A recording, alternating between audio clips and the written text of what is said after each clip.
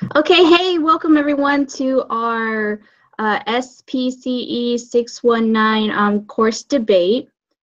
Today we have myself, Stephanie, Mariah, Rayanne, and Austin, and we will be discussing punishment in ABA. Okay, so the common understanding of punishment tends to have a negative light. Mostly it's associated with adverse situations like getting hit, spanked, yelled at, arrested, or just getting something taken away or being restricted. In ABA, that's not the case. The term punishment in ABA simply means that the process in which a particular behavior in question decreases due to a stimulus being added or subtracted after the behavior occurs. A lot of the times, families receiving ABA services have to be taught the difference between the definition of punishment that they know and understand and use every day and the technical term used in ABA. So again, punishment in ABA just means that the behavior has decreased as a result of adding or removing a stimulus. So the addition or the removal of a stimulus will also make the behavior decrease in the future. So positive punishment is when the stimulus is added, and negative punishment is when the stimulus is taken away. So for example, a student is easily embarrassed and the teacher praises him in front of the entire class for answering the question. The amount of time he answers questions has decreased. This is an example of positive punishment. The teacher added the praise, and that caused the student's behavior of answering questions to decrease. So an example of negative punishment, a negative punishment is when the stimulus is taken away and the behavior decreases. So for an example, Johnny hit his sister when she wanted to play on the computer with him. His mom took away the computer from Johnny, and this resulted in Johnny no longer hitting his sister. So the computer being taken away is a resulted in a decrease of hitting sister behavior. Reinforcement in ABA is the opposite of punishment. It means the increase of future behavior as a result of an addition or a stimulus or the removal of one, typically an aversive one. This is the opposite of punishment, like I said earlier. So for example, the student answers a question and the teacher praises him. He now answers more questions in class. The teacher's praise increased his answering question behavior. This is a perfect example of positive reinforcement since a stimulus was added. An example of negative reinforcement would be if the student did not like to answer questions, so he threw his chair at the teacher. The teacher sends him to the principal's office, resulting in the student no longer having to answer the question. Now the student's chair throwing behavior has increased. So the issue we're going to be discussing here is punishment-based interventions have a history of being controversial when used to treat behavioral problems. Even today, practitioners continue to debate the use of punishment in treatment due to the concerns of efficacy and ethics. So in this debate, we will have the opportunity to discuss both sides, the use and non-use of punishment in ABA in regards to efficacy and ethics. So as I announced earlier, our group members are Mariah, Rayanne, Austin, and myself. Mariah and Rayanne will be arguing against the use of ABA, punishment in ABA. Mariah will be the stater and prover, while Rayanne will be the attacker. Along with those roles, Mariah will also be stating the rules and format of this debate and presenting any questions submitted by the audience.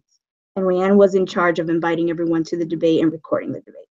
Austin and I will be arguing for the use of punishment in ABA, myself being the stater and prover, and Austin being the attacker.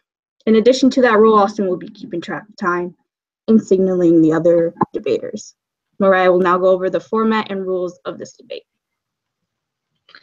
The format of this debate is formal, in which both sides, those in support of the use of punishment in ABA and those against the use of punishment in ABA, will state, prove, and counter points addressed by the opposing views. Each side will be given time to discuss their argument and summarize before a final conclusion is drawn. This debate will involve the arguments and supporting points of the use or non-use of punishment in ABA. Punishment has long been used in ABA therapy, but not without attempting a reinforcement-based intervention first. The use of intense aversive punishment procedures have ethical issues resolved through the BACB Code of Ethics. This debate will discuss the role of punishment in ABA therapy. Stephanie, the stater for the use of punishment in ABA, will begin by stating her points for the argument.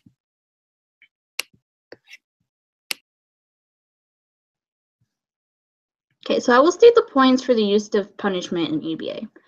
Punishment is a naturally occurring phenomenon that cannot be avoided. Punishment-based interventions in ABA have been proven to be effective in reducing problem behaviors to near zero levels and can be more effective and quicker than reinforcement procedures, and has shown to generalize in different settings. The research has also shown that clients prefer treatment packages that include punishment as opposed to those that exclude punishment. And there is support that's shown an increase in learning and academic performance when the behavior is being punished. In addition, although punishment is said to produce no alternative appropriate behavior, research has shown in the case of RIRD and positive practice over correction, an increase in alternative appropriate behavior along with a reduction in stereotypy. Thanks for sharing the points of your argument supporting the use of punishment in ABA. The main points discussed were client preferences toward punishment-based interventions, generalization, and efficiency of punishment procedures. The supporting arguments for the use of punishment in ABA will be interesting. Mariah will state the points against the use of punishment in ABA. When looking at the effects on the client, several studies have found that the side effects are unpredictable. Punishment can elicit an increase in aggression or other undesirable behaviors. In addition to this, punishment can also cause escape or avoidance behaviors towards a specific stimulus. An increase in emotional response not related to aggression can also be seen as a result of the use of punishment. Found that members of the Association for Behavior Analysis view punishment procedures as less effective than reinforcement procedures. Several of the views stem from the principles of applied behavioral analysis in that punishment does not teach an appropriate behavior to replace the problem behavior, nor does punishment allow for the opportunity for reinforcement. Additionally, those implementing the punishment procedure are liable for abuse towards the client, as this can lead to overuse of the aversive punishment procedure or dehumanization of the client. At this time, the approver supporting the use of punishment in ABA will verify their points. Great, thanks for sharing your points against the use of punishment in ABA. You brought up some interesting points about the unsolicited side effects of punishment on individuals. Stephanie will now elaborate on the points she discussed in her opening argument about the use of punishment in ABA.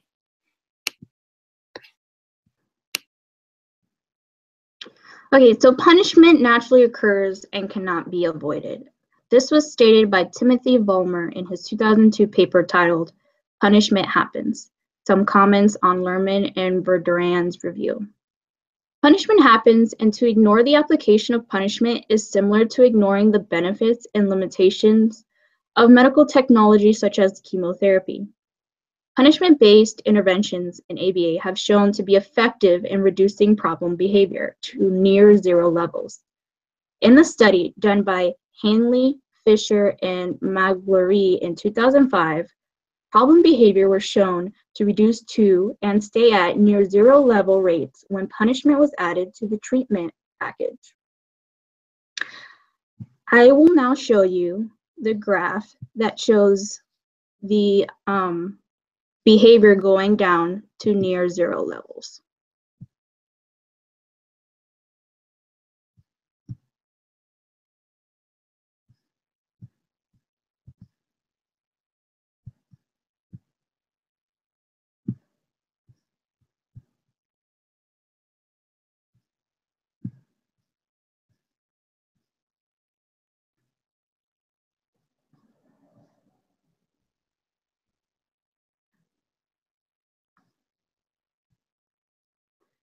Okay, so here we have problem behavior.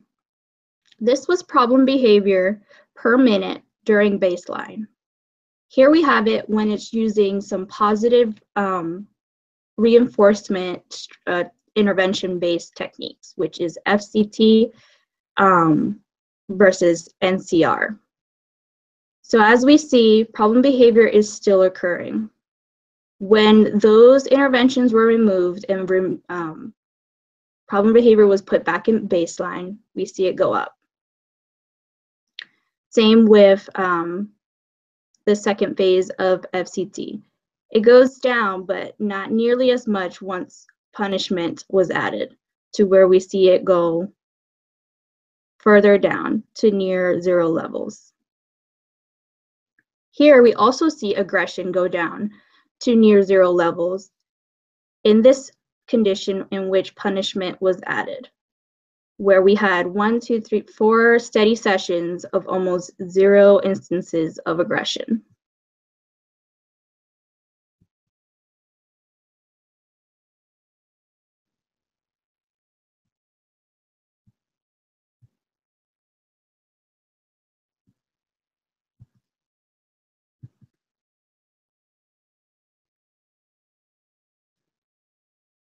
Okay. As we saw, making the punishment contingency necessary to reduce the problem behavior to acceptable levels in the Hanley-Fisher and Malgary 2005 article. This is especially important when treating serious life-threatening behavior. The BACB Ethical Compliance Code 2.09a states that the clients have a right to effective treatment. In the case of life-threatening behavior, punishment procedures would be more effective in reducing the problem behavior quickly so that no harm comes to the client.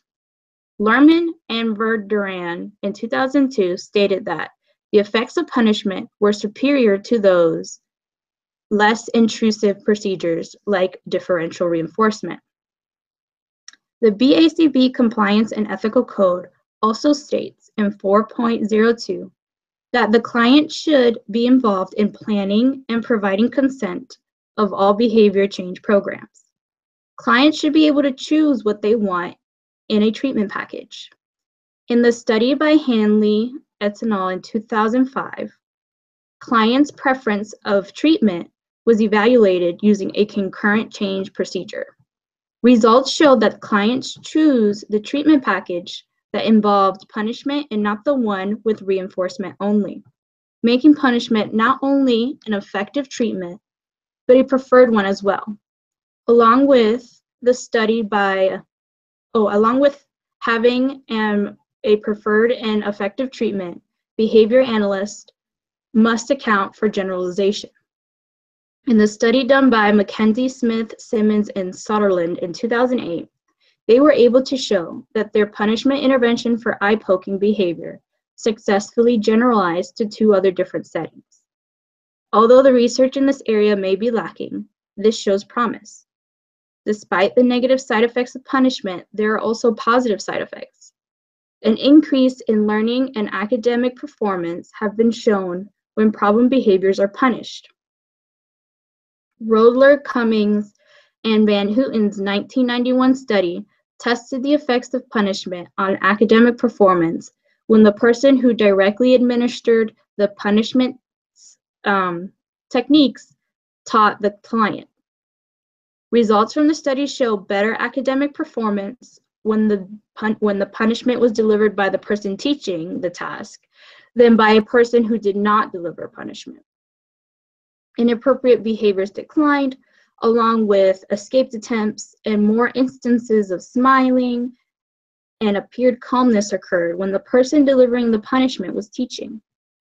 Another positive side effect in the case of stereotypical behavior was the increase of appropriate alternative behavior when using response interruption and redirection, or otherwise known as RIRD. Also with positive practice over correction, also known as PPOC. And the study done by Ahrens, Lerman, Kodak, and Keegan in 2011 The use of RIRD, a punishment procedure, resulted in a decrease in vocal and motor stereotypy and an increase in appropriate vocalization for 2 out of the 3 participants. Also in the study done by Peterson and Thompson in 2013, shows a decrease in stereotypy when using positive punishment over correction, which is a punishment procedure, and an increase in engagement in the highly preferred and low preferred activities practiced in the PPOC. Chapani also states in his 2009 book, Punishment on Trial, that punishing inappropriate behaviors, we also shape appropriate behaviors at the same time. Although we must be extremely cautious in the use of punishment in ABA, we must also not dismiss the many benefits and necessities of punishment in practice.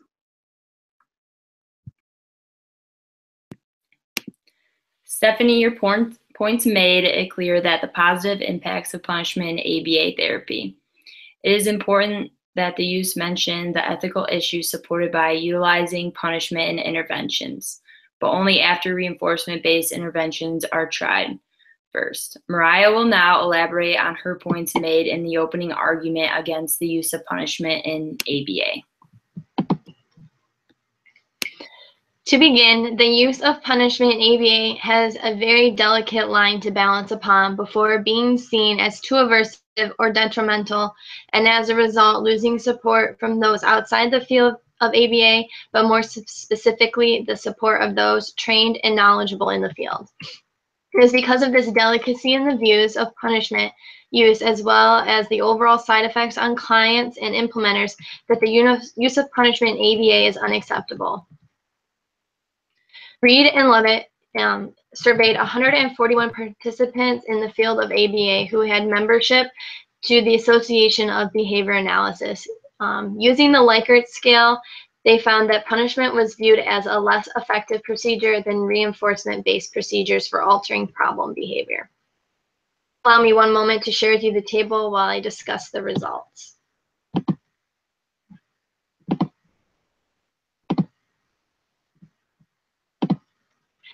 So in this table, we can see that it analyzes the Likert scale results from the views on efficacy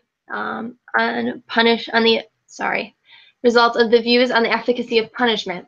As you can see the statement, positive reinforcement is more effective than punishment at changing behavior, received an average Likert scale rating of 4.2. That the participants were in slight agreement with this statement. What's unique about this survey is that the participants have a knowledge of the field of ABA and the principles involved. As a result, the participants understand that the use of punishment is not always extreme in terms of aversive stimuli, but can involve overcorrection procedures, which are often less extreme. However, even given this knowledge on the types of punishment procedures often used in ABA, the participants still agreed that the reinforcement-based strategies would be more effective in changing behavior. Additionally, looking again at this table, the participants strongly agreed with a Likert rating of 4.8 that punishment has more negative side effects than positive punishment. So this statement has been supported. Give me 1 second. I'm trying to bring my visual down. There we go. So this statement has been supported by many studies which agree that punishment has unpredictable side effects on the client's well-being. Firstly, punishment procedures do not teach an appropriate replacement behavior. This means that problem behavior in which in a behavioral setting would have undergone completion of a functional behavioral analysis to determine the function of the problem behavior would be punished without an alternative appropriate behavior being provided which elicited the same function as the problem behavior. This can cause an increase in aggressive behaviors as well as emotional reactions, which Lerman and Bourdieu discussed. Of a functionally appropriate behavior, the problem behavior is simply suppressed through the punishment procedure leading to aggressive and emotional tendencies. Secondly, the use of punishment can lead to escape or avoidance behaviors, as noted by Ringel and his colleagues. The occurrence of these new behaviors are often problem behaviors that require behavior change, especially if the child is able to escape or avoid the punishment procedure as a result. And as a result, this would reinforce the new behavior. These behaviors can become stimulus specific in regards towards a specific implementer, treatment room, or material presented. The same works in regards to the effectiveness of punishment procedures. Riesli found that the problem behavior was only modified in the presence of the punishment procedure stimulus. This indicates that punishment procedures may not have the generalization across other behaviors, settings, or implementers. This alone calls the effectiveness of punishment procedures into question, as the dimensions of ABA outlined by Bear, Wolf, and Riesli in 1968 include generalization as a dimension of behavior change. Now, looking specifically at a study on corporal punishment, research by Kasdan and Benjit, similar results to the implications of punishment procedures outlined previously were produced. Kasdan and Benjit, in their 2003 study, found that children who were spanked had immediate reduction in the problem behavior. This is consistent with the ideas that problem behavior will only be changed in the presence of the punishment-specific stimuli. Additionally, spanking decreased the child's sense of morals as well as their overall mental health. Delinquency and antisocial or criminal behavior also increased as a result of spanking. These findings align with the emotional reactions resulting from punishment procedures, in addition to the occurrence of novel escape or avoidance behaviors. The spanking suppressed the behavior momentarily and did not implement an alternative appropriate behavior. Those who were spanked were also more likely to become abusers or victims of abuse as they matured. Increased aggression is a result of punishment procedures, and that is consistent with the findings of this study over the long term. Abuse from the implementer is also common in punishment procedures. Lerman and Bourdon found that some of the side effects could involve the implementer. During the course of the procedure, the implementer could engage in abusive behavior toward the client through over-implementation of the punishment procedure or through the process of dehumanization towards the client. The potential for abuse is a major cause of concern for both those within and outside the ABA community. It is because of this abuse that the Behavior Analyst Certification Board's Code of Ethics was created. If you would give me a moment, I can share with you another table that will document some of these results.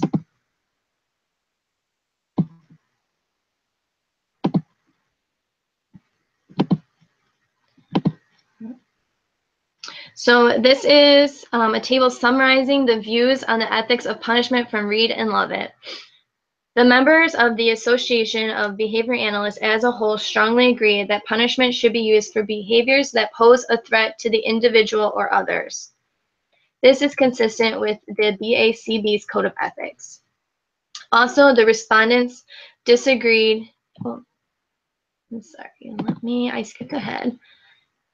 So this is consistent with the BACB's Code of Ethics.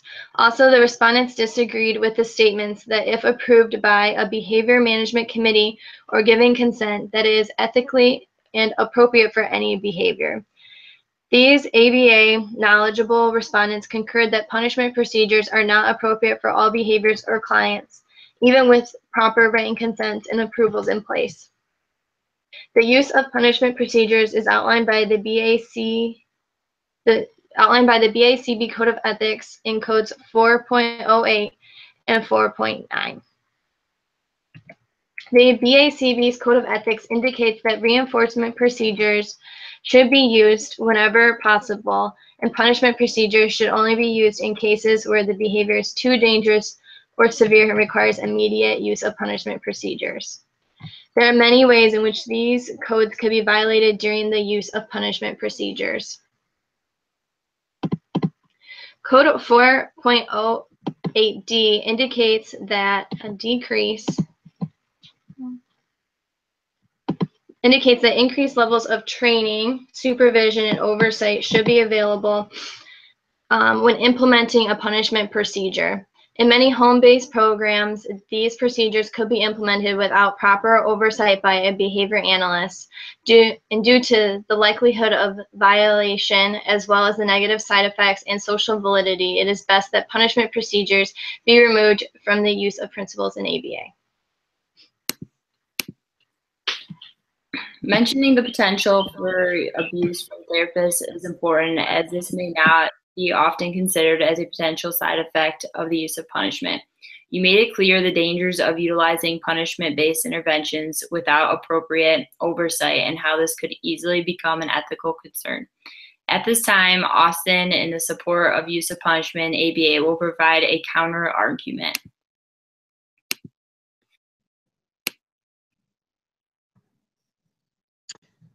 There is much reason to support the use of punishment procedures, especially when combined with reinforcement procedures.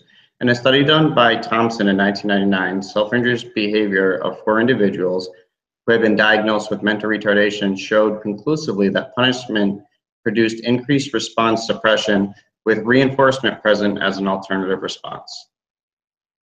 In the reinforcement group, without the use of punishment, there was little decrease in the SIB behavior. In the punishment alone group, there were noticeable decreases in SIB behavior. The largest decrease of SIB behavior was when the use of punishment and reinforcement procedures were combined. This proves the effectiveness of punishment alone, but shows best results in reducing behavior was through utilizing both reinforcement and punishment procedures together. In a study done by Rollier and colleagues, the benefits of punishment on learning is addressed. The study focused on 2 individuals with developmental handicaps that were taught by 2 therapists. Effects of punishment procedures on academic responding and eye-to-face contact were examined. During teaching at baseline, punishment procedures were not utilized. When punishment procedures were utilized during the treatment phase, data showed that academic performance was improved for both individuals. Data also showed increased eye contact when the therapist delivering all punishments was teaching. Both punishment and reinforcement procedures are necessary for optimum modification of behavior, especially when 0 or smaller amounts of measurable progress has been made without the use of punishment present. In a study done by 1999 by Thompson, it states that in spite of the increased use of functional analysis to aid in the identification of effective intervention, some circumstances may limit the practicality or the effectiveness of reinforcement-based interventions. In closing, these circumstances that occur can leave individuals stagnant if research-based effective ethical uses of punishment are not utilized.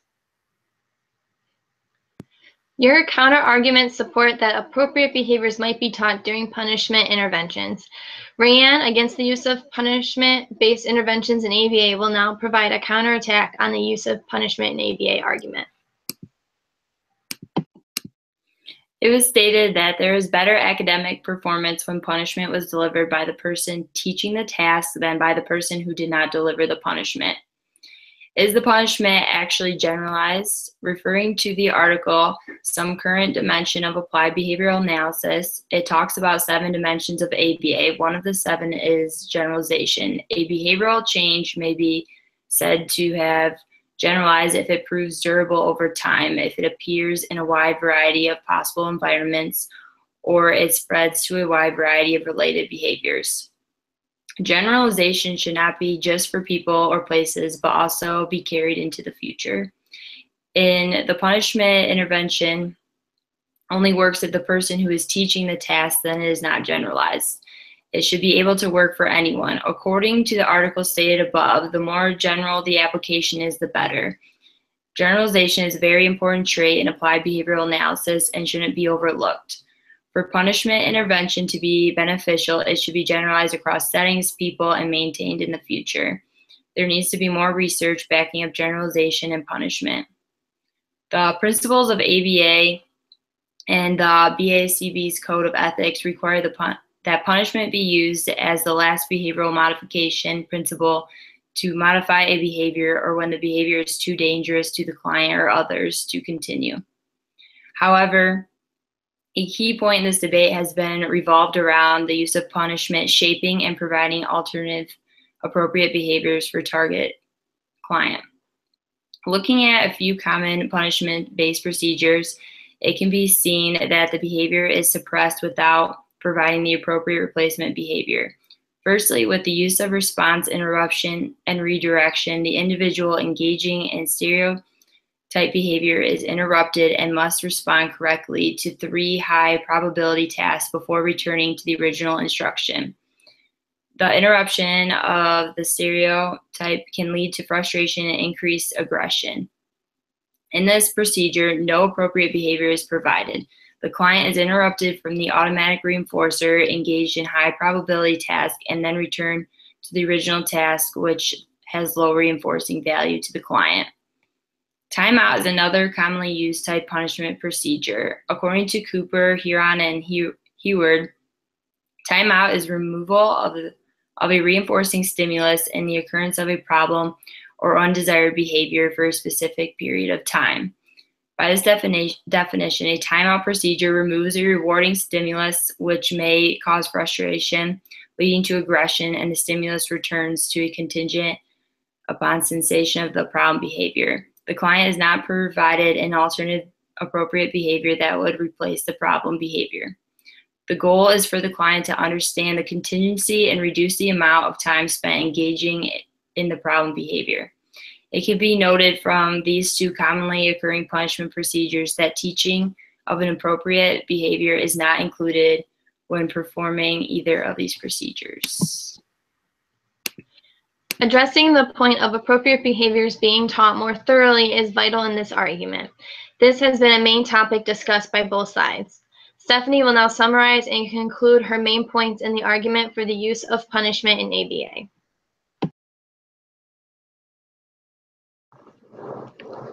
The research on punishment being generalizable is still limited. Hopefully, there will be more further investigation and research into generalization in regards to punishment. As stated before by Mackenzie, Smith, Simmons, and Soderlund in the 2008 article, punishment effects were generalizable to other settings. Although there is no backing saying that it will generalize to other people and with different stimuli, this is a start. Timeout may not directly teach appropriate behaviors, but it does assist in shaping the appropriate replacement behavior. Let me demonstrate, IRID can teach appropriate behaviors as well. Let me demonstrate this through the graph shown in the Ahrens and colleagues 2011 article on RIRD.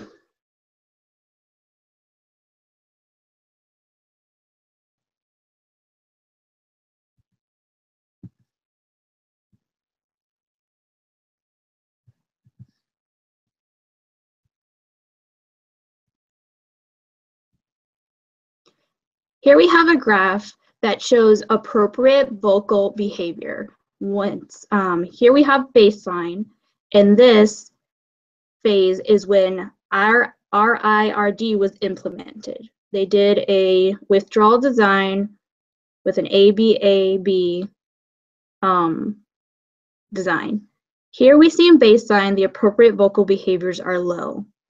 Once RIRD was implemented, we see an upward trend and an increase in vocal behavior, in appropriate vocal behavior. When IRRD was taken away and behaviors went back to baseline levels of remaining low. Once RIRD was presented once again, we saw an increase in vocal behavior. Here is the frequency. This was the percentage of intervals, and here's the frequency. The same thing has occurred. Baseline, low frequency of appropriate vocal behavior, RID increase. And the same goes on and on. When the RID was removed, we saw appropriate vocal behavior decrease, but when it was implemented, we saw it increase. This shows that the punishment-based procedure of RIRD was effective in teaching appropriate vocal behaviors.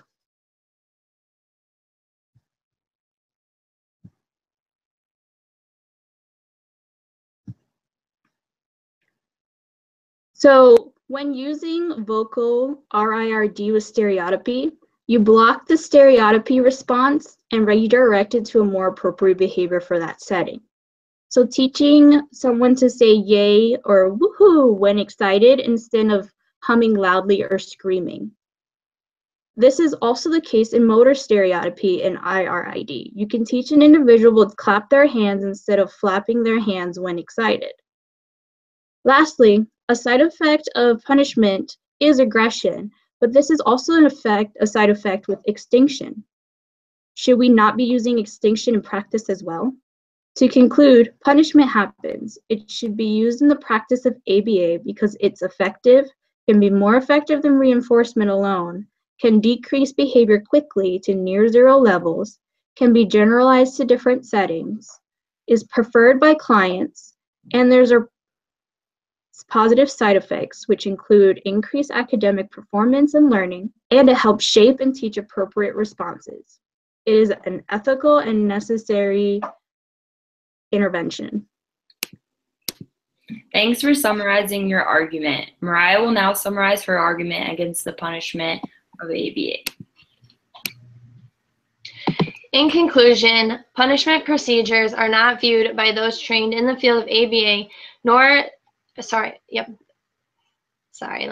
restart. In conclusion, the punishment procedures are not viewed by those trained in the field of ABA, nor by the common person as being an effective as reinforcement-based procedures. This is apparent throughout treatment studies and social validity surveys. In a dissertation written by Cornenden, it is found that the punishment procedure RIRD as a standalone treatment the rates of stereotypy in the target client due to punishment procedures failing to provide an alternative appropriate behavior that served the same function as the problem behavior. Additionally, failing to provide alternative behaviors and engaging in a punishment procedure suppresses the problem behavior, leaving the client frustrated, which may trigger aggression. The use of punishment procedures can cause the client to be subject to abuse by the implementer. This would be in violation of the BACB's Code of Ethics, Code 4.08, as the punishment procedure may not be receiving proper oversight by BCBA, nor the implementer receiving proper training on the punishment procedure and when to apply the intervention. The use of punishment procedures as a behavioral principle in ABA are subject to ethical violations, as well as having detrimental effects on the client's well-being. Additionally, the failure to provide alternative appropriate behaviors is concerning, as the problem behavior is likely to continue to occur with increased aggression. The client may become reliant upon the punisher in order for sustained behavior change to occur. The stimulus-specific response does not correlate to the Bear, Wolf, and Riesly article outlining the dimensions of ABA. The goal of punishment as a behavioral principle is to decrease the occurrence of a behavior. This goal is not achieved or sustained. If this goal is not achieved or sustained, then aversive procedures are applied without results. This is unethical and holds no place in the science of ABA. Thanks to both sides for summarizing their debates. The information shared on both arguments for the use and non-use of punishment in ABA is important to consider and evaluate when deciding which intervention procedures are appropriate for specific individuals. Mariah will now share questions presented by our virtual audience. So we have some questions coming in from our attendants streaming this our audience streaming this web debate. The first one from Billy asks, is there any indication that the implementer has any negative side effects as a result of the punishment procedure? Would anyone care to take the lead on this question? Billy, according to a study performed by Harris, punishment procedures do not have any negative side effects on the implementer. In fact, their study found that the more aversive the punishment procedure, the more accomplishment the clinician felt toward their job. In addition to this, stronger aversive punishment procedures decrease the amount of job-related stress the clinician felt in their workplace. This indicates that clinicians feel they are providing the most benefits to their clients when implementing a stronger aversive procedure to decrease a problem behavior. Great, thanks for answering that, Rayham. Our next question comes from Abigail for the Support of Punishment in ABA panel. Why are there not more scholars studying punishment? Is there anyone who would like to answer this?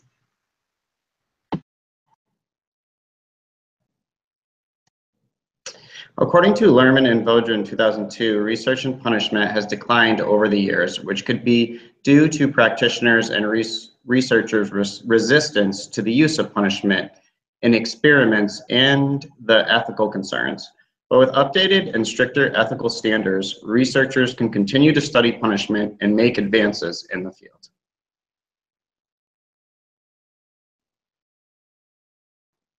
Okay, thank you, Austin, for answering that question.